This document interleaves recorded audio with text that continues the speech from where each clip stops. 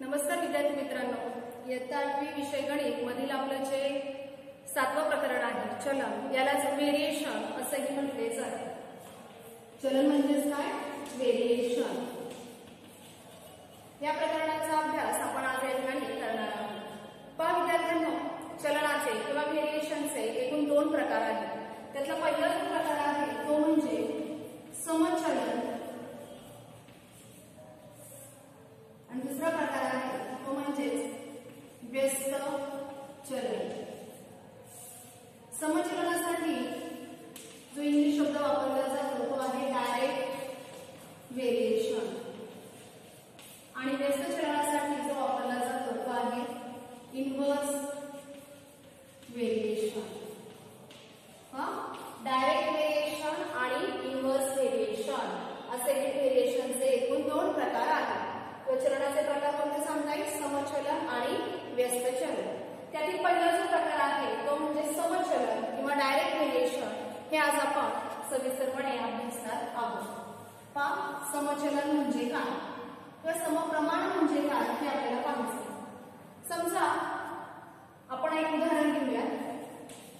एका पेनाची किंमत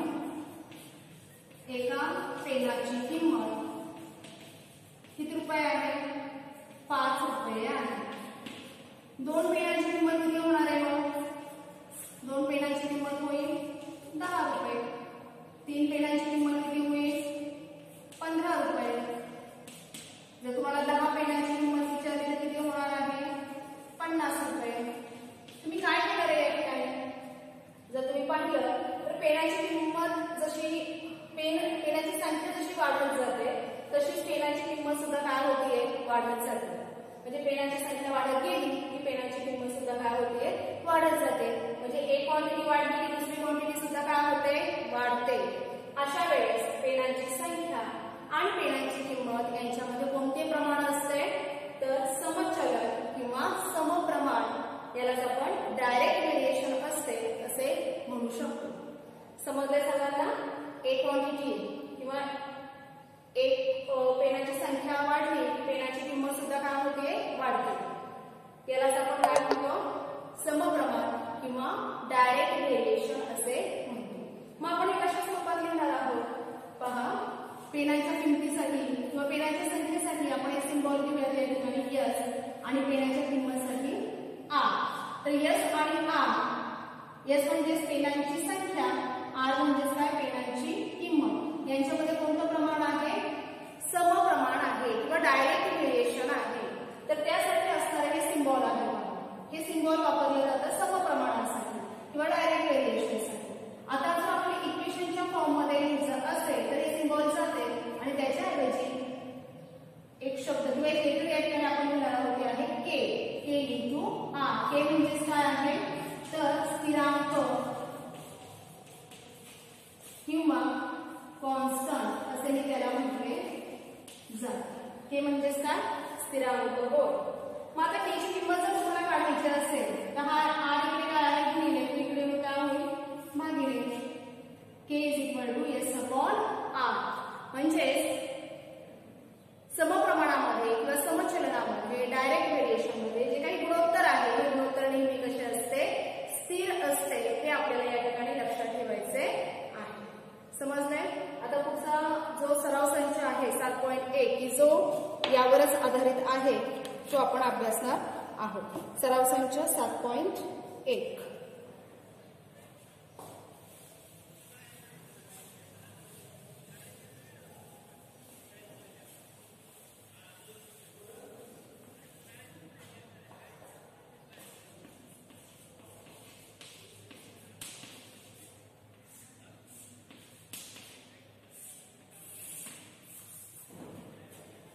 पहिलं उदाहरण घेऊयात आपण. पहिला प्रश्न आहे चलनाचे चिन्ह वापरून लिहा. त्यातलं फर्स्ट एक्झाम्पल आहे पहा. वर्तुळाचा परिघ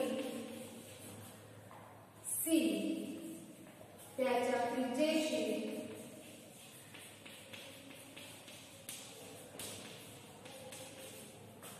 म्हणजे आर याच्याशी कसं असतो?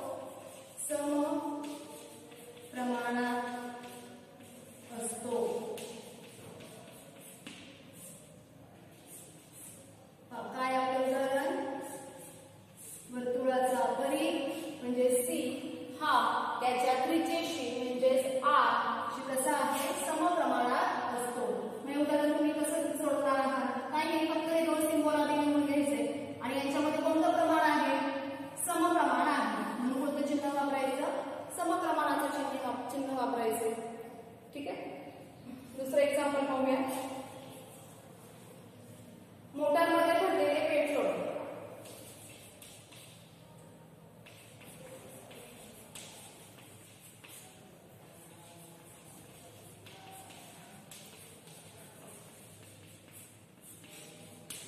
एल, मोटरमध्ये भरलेले पेट्रोल एल व तिने कापलेले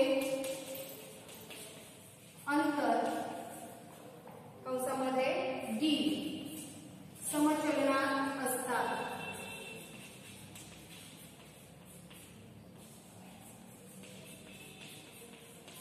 समचलनात असतात. मग आता पेट्रोलसाठी एल आणि कापलेल्या अंतरासाठी डी हा सिंबल आहे. कोणतं प्रमाण आहे? समचलन आहे, म्हणून आपण समचलनाचे चिन्ह या ठिकाणी लिहिणार आहोत. समजलंय? तिसरं उदाहरण आहे का? दुसरं उदाहरण आहे आता. त्या पहिल्यामध्ये हे दोन उदाहरणे होती, चलनाचे चिन्ह वापरून लिहा. सेकंड एक्झाम्पल आपण पाहूया. सफरचंदांची किंमत व सफरचंदांची संख्या यांच्यामध्ये समचलन आहे, यावरून खाली सारणी पूर्ण करायला सांगितली. ही सारणी काढून घेण्यासाठी आपण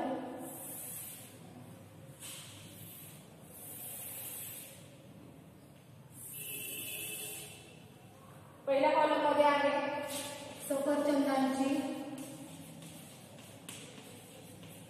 संख्या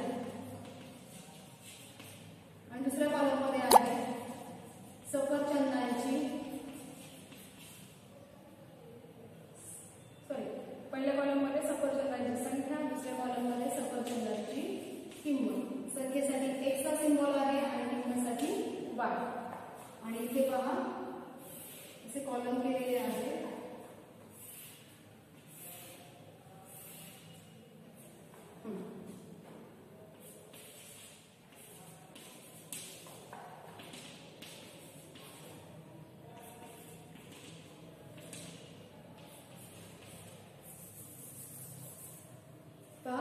उदाहरण आपण कसे सोडवणार आहोत?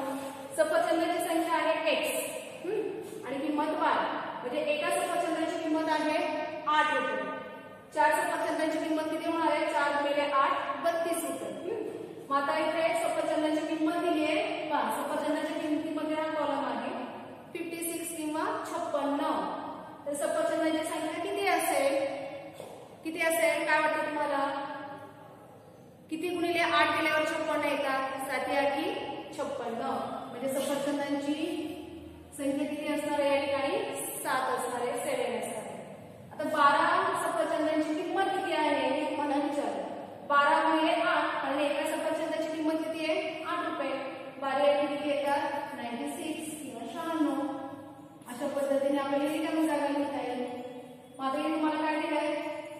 तर सफरचंदाची किंमत दिली 107. ही संख्या किती गुणिले 8 केल्यावर 107 येतात? तर सुद्धा नाही लक्षात आलं. 107 ला कितीने भागायचं? 8 ने. 8 1 8, 8 2 16. किती उत्तर मिळालं तुम्हाला? 20. सफरचंदाची संख्या किती असेल इथे? 20 असणार आहे. ठीक आहे. अशा पद्धतीने आपल्याला हे उदाहरण सोडवता येईल. तिसरं एक्झाम्पल पाहूया.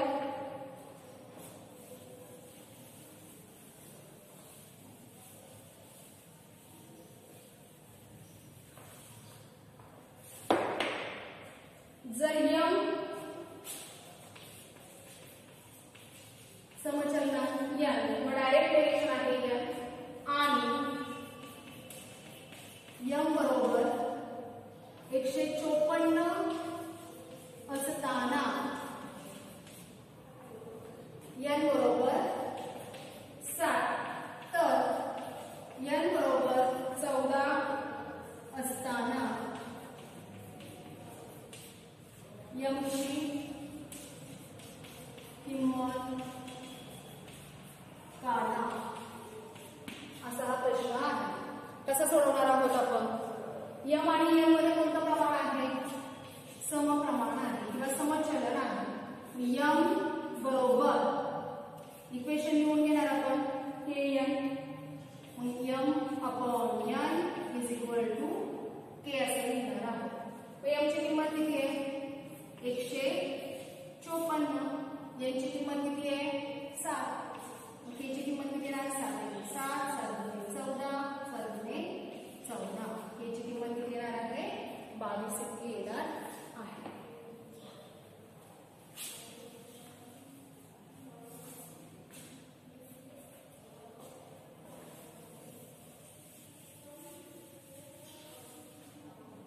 तुम्ही ते काय लिहिणार आहात k इज इक्वल टू 22. आता k ची किंमत मिळाली. आता इक्वेशन माहिती आहे आपलं काय m upon n is equal to k. म्हणजेच आता m ची किंमत किती आहे काढायची. n ची किंमत किती आहे 14. k ची किंमत आपल्याला माहिती आहे किती आहे 22. ती स्थिर असते कॉन्स्टंट असते. म्हणजे m बरोबर 22 गुणिले 14. 22 चौक 88. झाले 8. 22 किती 22 ना 30. 308. याची किंमत किती मिळणार आहे तुम्हाला 308 इतके मिळणार आहे. अशा पद्धतीने सराव संच 7.1 मधील हे तिसरं उदाहरण तुम्हाला सोडवता येईल. चौथा, पाचवा आणि 6वा एक्झाम्पल हे तुम्ही स्वतः सोडवायचे आहे. ठीक आहे, आपण या ठिकाणी थांबतो.